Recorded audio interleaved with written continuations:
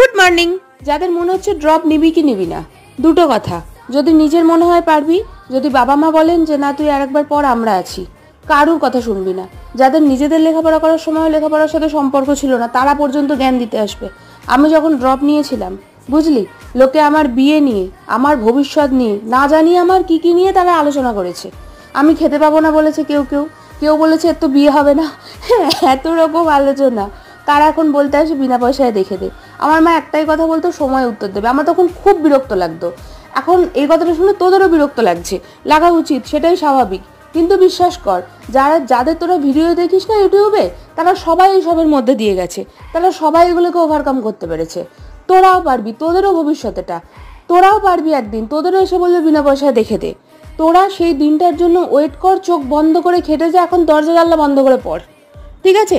তোদেরও সুদিন আসবে। ঠিক আছে? চিন্তা করিস না। বাই।